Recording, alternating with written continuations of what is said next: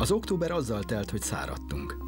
Ekkora értettem meg azt is, hogy az építkezésben általában nem az tart sokáig, amíg valamit elvégeznek, hanem az, amíg az előző folyamattal vödörben, csőben, betonszivattyúval bevitt víz megint távozik.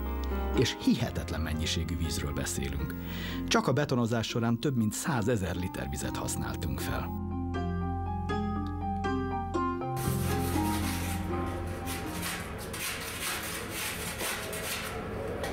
A munka a házban a válaszfalak építésével folytatódott. Ehhez sem sikerült valami hagyományos anyagot választanunk, mert beleszerettem egy 10 centi vastag gipszlapokból álló rendszerbe, ahol a lapok úgy kapcsolódnak egymáshoz, mint a cízák. Hihetetlen tempóban, és olyan pontosan lehet belőle építeni, hogy nem kell vakolni. Ezzel munkát, rengeteg időt és hasznos alapterületet is megtakarítottunk, hiszen a vakolat 2-4 centivel is megnövelte volna a falak vastagságát. A fal tömör, ettől jó a hangszigetelése, és jótékonyan szabályozza az épület páraháztartását. A gipsz ugyanis nagyon könnyen magába fogadja a házban képződött párát, ha pedig túl száraz a levegő, akkor ugyanolyan könnyen vissza is adja.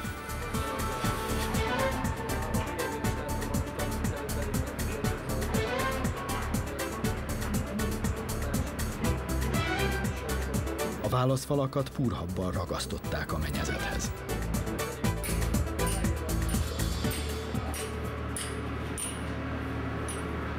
A munka folytatása előtt a szerkezetkész épületen először a kivitelezés vezetőjének meg kellett határoznia az úgynevezett 1 métert, régi nevén a vóglicot, hogy ki lehessen mérni, mi milyen magasra kerüljön.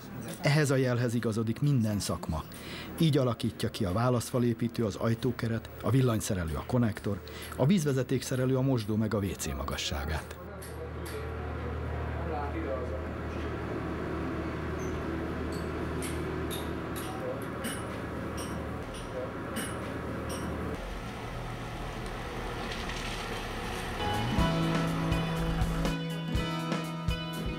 Az épület akkor kezdett igazán házra hasonlítani, amikor megérkeztek az ablakok. Sokáig vacakoltam azzal, hogy milyenek legyenek. Hiába fantasztikus a falak hőszigetelése, ha silány az ablak, vagy rosszul szerelik be, elszökik a meleg. Én igazi tömörfa ablakokat képzeltem el, de úgy tűnt, a fa hőszigetelése soha nem lesz olyan jó, mint amit egy passzív házba előírnak. A gépészmérnök kiszámolta, hogy ha nagyon jó minőségű tömörfa ablakot használunk, aminek az üvege 3 rétegű és kriptongázzal van feltöltve, mint a passzív házakban, akkor azokhoz képest 600 watt hőt veszítünk. 600 watt körülbelül a 3/4 annak, amit egy átlagos kenyérpirító fogyaszt egy óra alatt. Ez számomra eldöntötte a kérdést. Jöttek a meranti fenyőből készült gyönyörű, igazi faajtók és ablakok, amelyeket különleges új, a passzív házaknál használt eljárással építettek be. Az én fejemben az volt, hogy körbenyomjuk púrhabbal, megcsavarozzuk és kész. Ehhez képest 4 különféle anyag biztosítja kívül és belül a hőszigetelést és a keretek pára és víz elleni védelmét.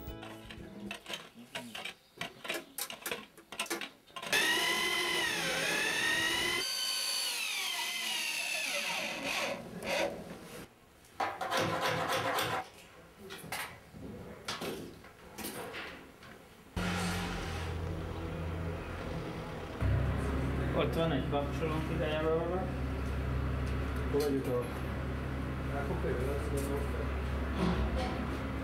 A vakolás előtti gépészeti szerelés a villannyal kezdődött. Amikor tervezték, csak annyit kértem, hogy ha valahol egy szobában kidurran egy izzó, ne boruljon sötétbe az egész ház. Így aztán gyakorlatilag minden szobának, minden fontosabb nagy fogyasztónak külön biztosítéka van, és külön kábel megy ezekhez az elosztótáblától. Időközben rátaláltam az előre bekábelezett francia gégecsövekre. Ricsiék, a villanyszerelők morogtak, hogy mire való ez, de aztán nagyon megszerették a rendszert, ahol a 100 méteres tekercsekbe előre be van fűzve a megfelelő kábel.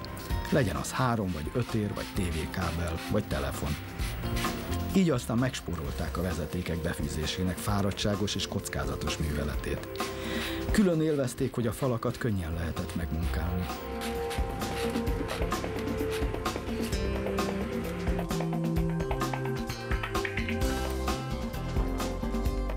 Ezzel egy időben szerelték fel a mérőszekrényt is, amit a külső garázsfalba építettek.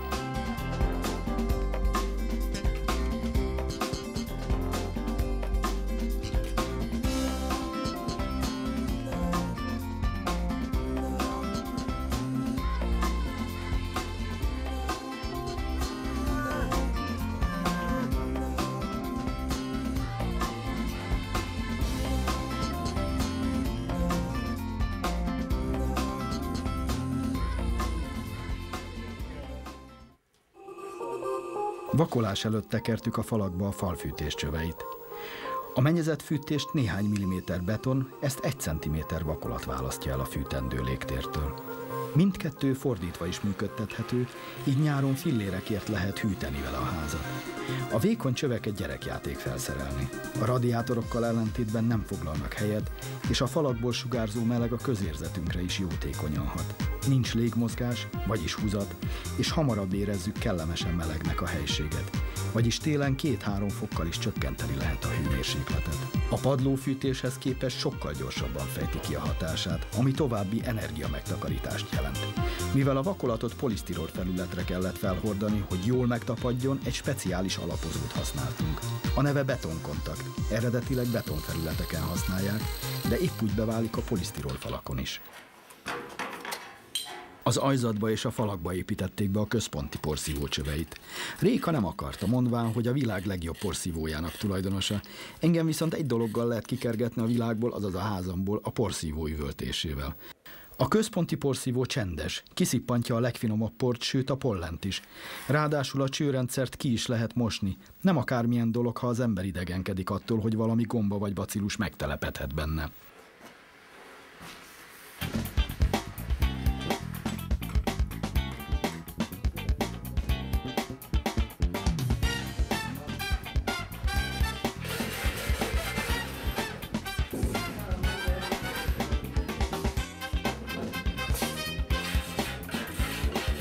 A lépcső egészen különleges technikával készült.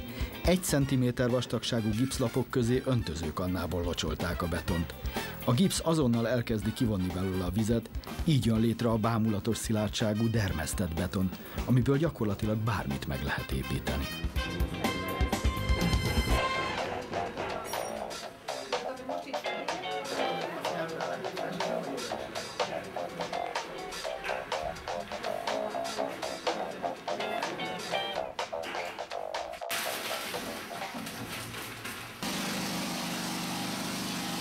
Mivel a vízvezetékszerelő csapat éppen nem ért rá, Attila, hogy időt nyerjünk, belülről bevakoltatta a házat. Találtam egy Magyarországon még ritkán használt vakolási rendszert. Az alapanyaga nem cement, hanem gipsz. Gyorsabban szilárdul, és ugyanúgy segít szabályozni a levegő páratartalmát, mint a válaszfalak. A vakolás hagyományosan rengeteg talicskázást, vödrözést, cipelést jelent. Lötyög a víz, mindenhol homok, cement és mészmaradványok. Ehelyett nálunk 3 jókedvű ember egy precíz géppel hordta fel a vakolatot. A végeredmény egyenletesen vastag, tökéletesen sík és sima falak.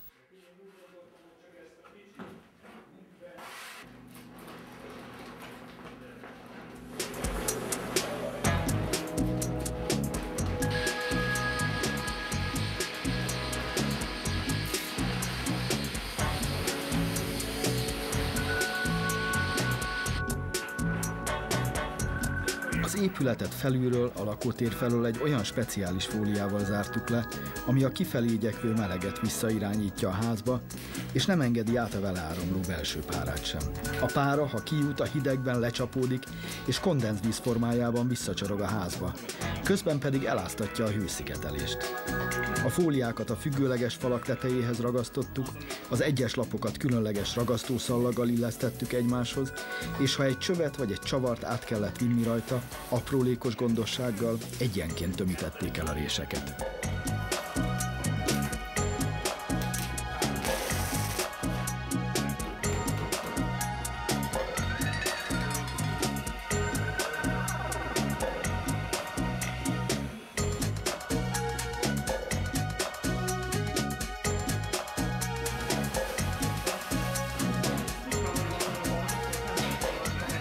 A belső szellőző vezetékek szerelését nyugodtan hívhatnánk úgy is.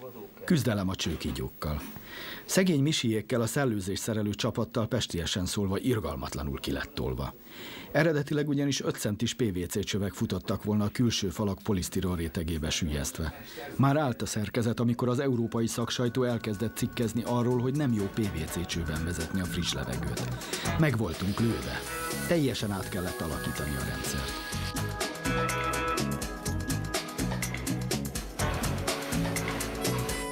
A szellőzés új 16 és 20 centis acélcsöveinek nem volt hely. Annyit kínlódtak vele, hogy valószínűleg Misinek álmában még évek múlva is Mumus helyett én jutok majd eszébe. Mindezek ellenére hihetetlen figyelmet fordítottak arra, hogy a rendszer tökéletesen csendes legyen. A levegő hangját se halljuk, és egyik szobából a másikba se érkezzen zaj a csövekből.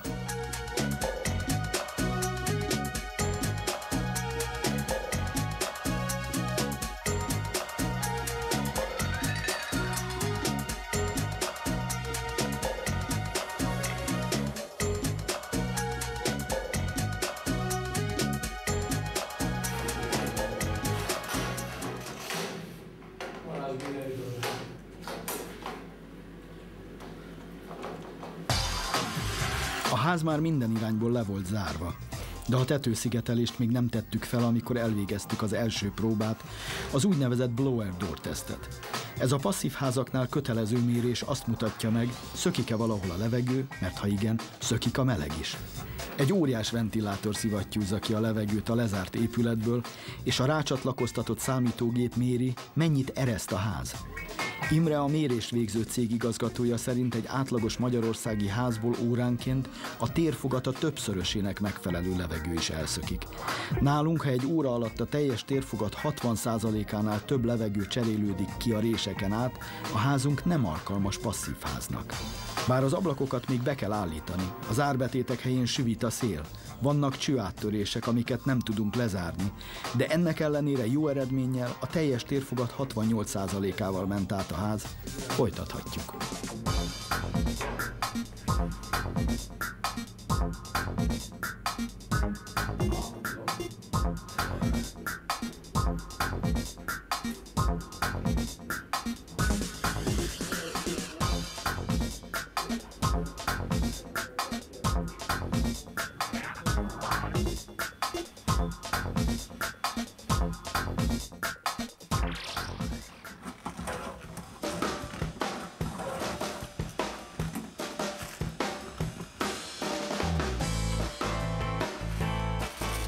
A tetőszigetelés a párafékező fóliára került.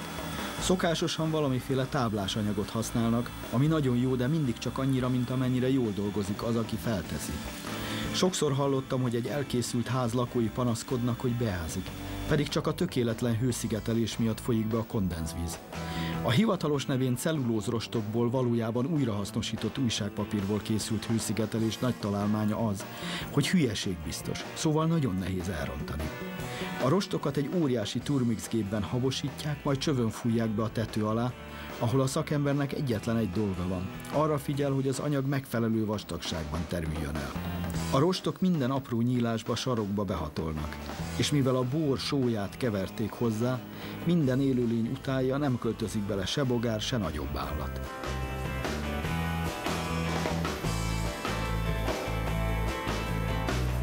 A csöpögő fóliáról hamarosan eltűnt a nedvesség, miután a szigetelés a helyére került.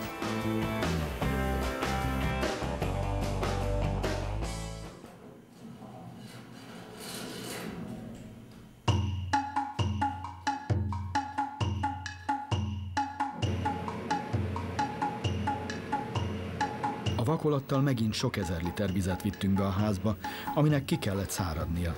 November vége volt, normál helyzetben ilyenkor leállnak az építkezéssel, megvárják, amíg a tavaszi szél meg a napocska szárítja ki az épületet. Mi egy bérelt házikóban laktunk, amit valójában szívességből kaptunk. Előbb-utóbb ki kellett költöznünk. Találtam egy eszközt, egy céget, akik úgy vonják ki a nedvességet a falakból, hogy csak egész kevés hőenergiát használnak.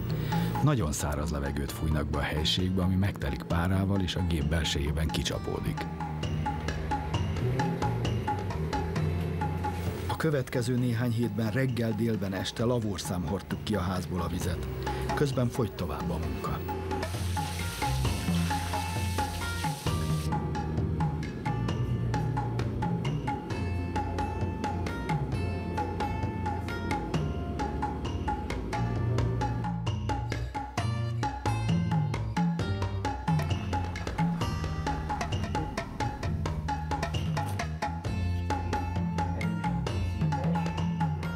Még tél volt, amikor megérkezett a garázsunk kapuja, de már kizöldültek a fák, mire működni kezdett. Az automatikája csodaokos szerkezet, képes megtanulni a kapu útjának nehéz szakaszait, és ennek alapján optimalizálja a motor erejét, és így az energiafelhasználást.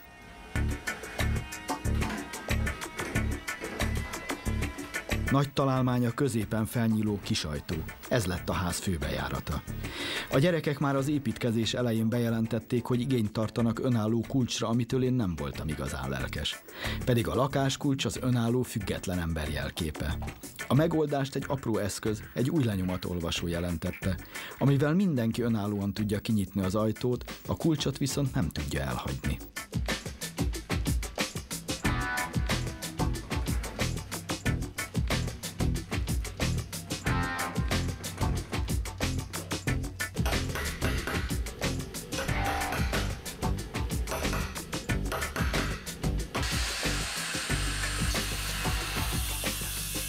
Mivel a vízszerelők csak a ház belső levakolása után tudták elkezdeni a munkát, majd elsírtam magam, amikor nekiálltak a falakban kivágni a vezetékek helyét.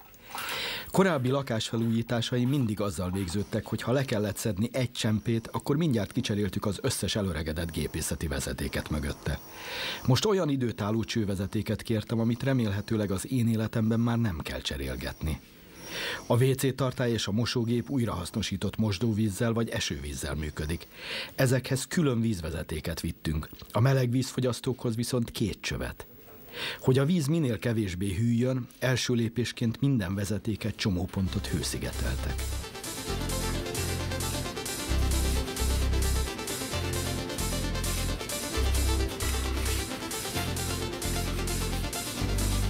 A mosdókhoz és a WC-khez egy speciális, a fal elé szerelt keretet használtunk. Ehhez rögzítettük a vízvezetéket és a hangszigetelt csendes lefolyócsövet is. A szinte teljesen hangszigetelt öblítőtartály egybeépült a WC kerettel. Így már nem kellett tartanunk attól, hogy a zajos lefolyók miatt minden egyes öblítéstől, zuhanyzástól kiesünk az ágyunkból.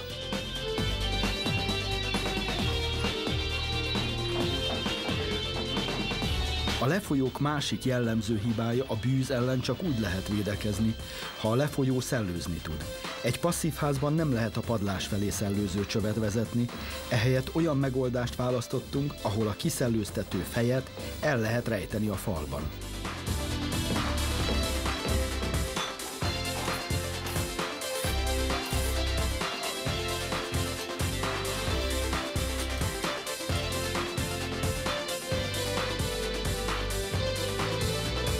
A szerelés utolsó, de nagyon fontos mozzanata a nyomáspróba. Vízzel, esetleg sűrített levegővel töltik fel, és nyomásmérő műszerrel ellenőrzik, van-e valahol tömítetlenség, és emiatt szivárgás a rendszerben. Megkönnyebbülve láttuk, hogy nincs.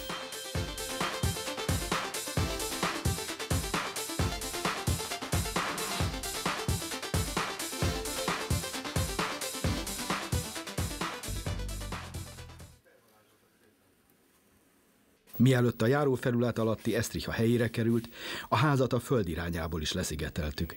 A passzív házasok között 2 irányzat van. Az egyik szerint a talaj felől felesleges szigetelni. A másik szerint ugyanolyan vastag hőszigetelés kell, mint az oldalfalakra. Mi 25 cm polisztirolt terítettünk a szerkezeti betonra, a 2 szint közötti födémre pedig 5 cm-es hangátlólapokat.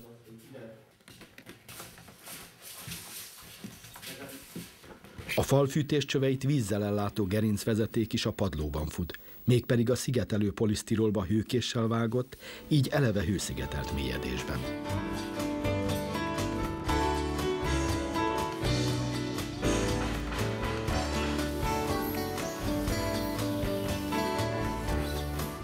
Egy passzív házban mindenhol biztosítani kell a légtömörséget és a nedvesség elleni védelmet is. Ezért a hőszigetelés tetejére egy minden irányból vízzáró fólia került. A fólia széléhez mindenhol egy 1 centi vastag puha lemezt rögzítettünk. Ez egyrészt arra szolgál, hogy ne legyen gond, ha az esztrich hőhatásra vagy terhelésre elmozdul. Másrészt megakadályozza, hogy a hang tovább terjedjen a padlón lefelé vagy oldalirányban. Így aztán egy helységben kis túlzással az sem hallatszik, ha a mellette levő szobában megvasalt csizmában ropják a táncot.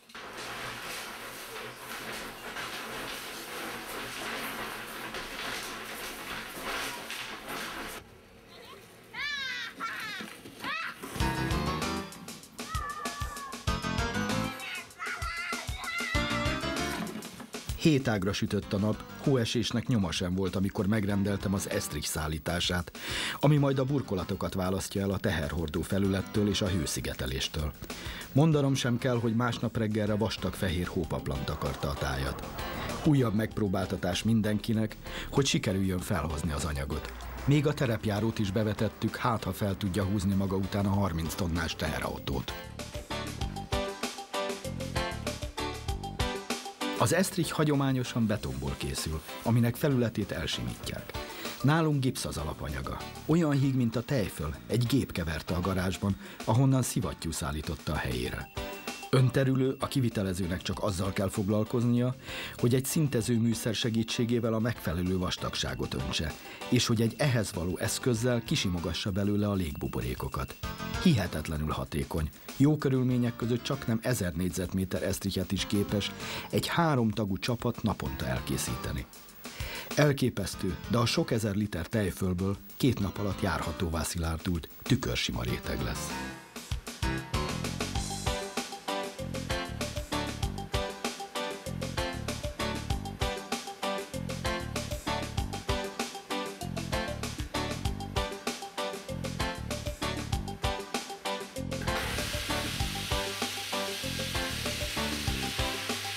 Az Estrichet ezután megcsiszolták, és a munkások szentségeléséből az is kiderült, hogy ez az anyag keményebb az erős betonnál is.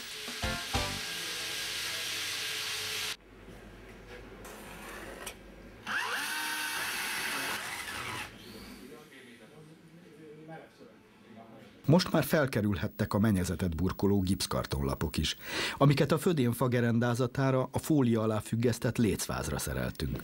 Azt a változatot használtuk, ami ha véletlenül tűz üt neki, a láng hatására nedvességet termel, így akadályozva meg a továbbterjedését.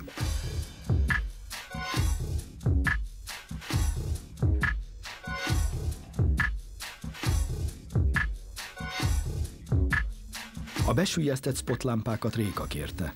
Kiszámoltuk, hogy egyedül a nappaliba körülbelül 30 kell belőlük. Ezért meg kellett oldani, hogy a spotok által fejlesztett hő ne forrósítsa föl a fölötte lévő műanyagfóliát, nem beszélve a faszerkezetről. A lámpák tervezett helyére beépítettünk egy különleges szerkezetet, egy fészket, ami megakadályozza a hő továbbterjedését.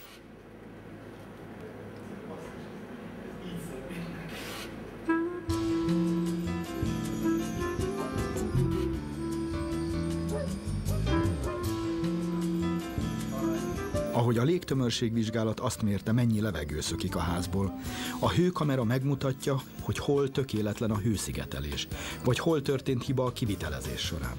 Erik olyan könnyedséggel kezelte a hőkamerát, mint egy házi videót, pedig a felvételek elkészítéséhez és kiértékeléséhez nagy szakértelemre és még nagyobb tapasztalatra van szükség. A szigetelési hibák egy átlagos háznál is nagy gondot jelentenek. A hézagokban jobban hűl a fal, a pára lecsapódik és megkezdődik a penészedés.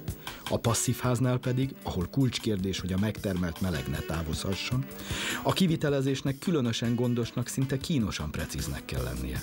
Fantasztikusan jó érzés volt látni, hogy a ház mindenhol egyenletesen tartja a meleget.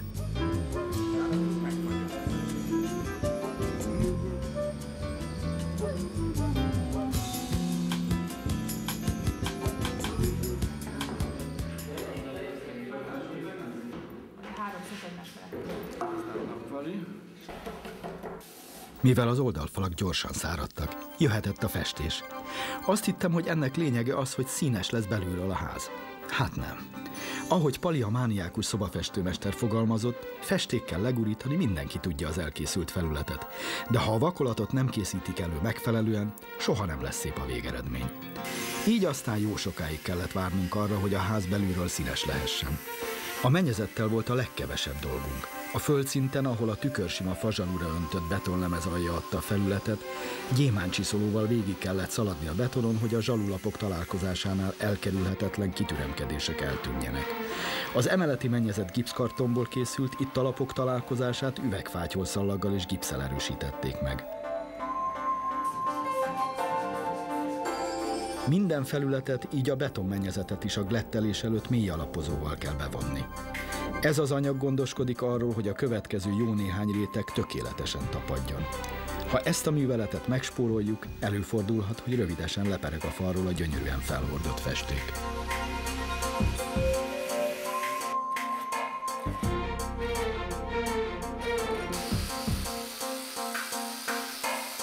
A finom glettelés előtt helyezték el a belső könyöklőket, persze a passzív ház különlegesen precíz ablakszigetelési technológiáját alkalmazva.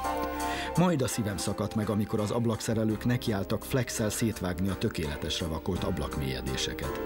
Persze minden rendbe jött, ahogy a festők gipsszel kijavították a fűrésznyomokat, a találkozásokat pedig kiglettelték és kinyomták festhető akrillal.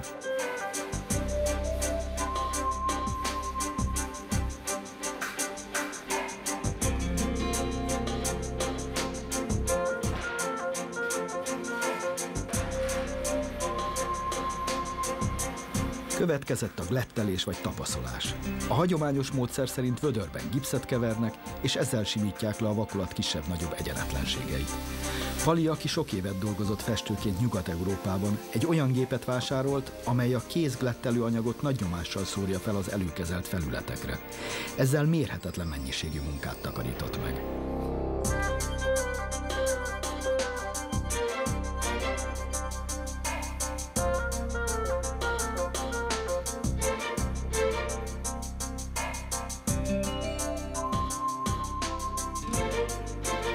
A gipszkarton és a szerkezeti fal vakolt felületeinek találkozására külön figyelmet fordított a szakképzett festőcsapat.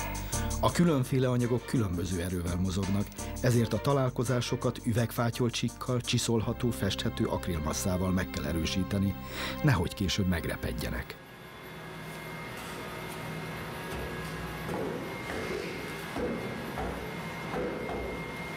Egy pár helyen hajszálrepedések keletkeztek a vakolaton, természetes esemény. De Pali fogta magát, és minden vakolt felületet üvegfátyollal ragasztott be, ami, mint egy erős tapéta, eltakarja az esetleges hajszálrepedéseket. Annyira vártam már, hogy színezni kezdjen. De azt mondta, hogy a tökéletesnél rosszabbat nem hajlandó kiadni a kezéből. Inkább 3-szor, mint 2-szer glettelte át a felületet, és nagy erős reflektorokkal világította meg. Az erős, súroló fény hozza ki a hibákat, mondta. Mániákus, maximalista mesteremberrel hozott össze a jó sorsom.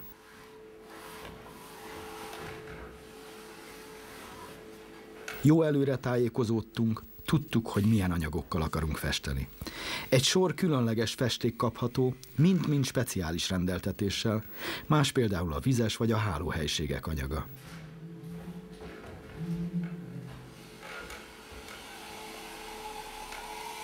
Tűkön ültünk, hogy színezzünk már. De amikor itt volt az ideje, hiába használtunk színkártyát, vettük igénybe a cég számítógépes színlátványtervező programját, nem éreztük biztosan a színeket.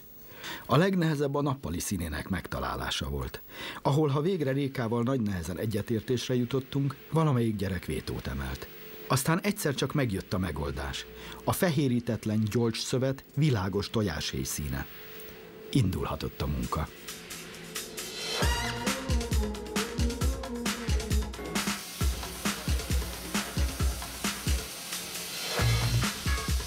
A vizes helységekbe fehér festéket választottunk. A kis ház, amiben az építkezés alatt laktunk, penészes volt. Olivér fiam hosszú éjszakákon keresztül köhögött miatta.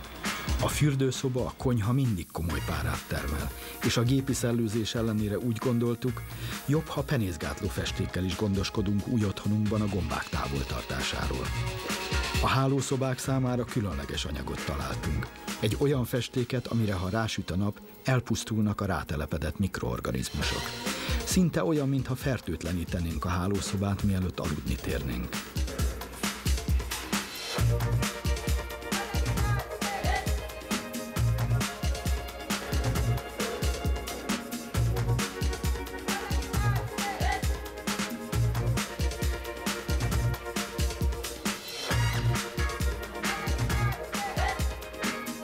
A pihenő, a szaunázó nyugalomszoba festése elég kacifántosra sikerült.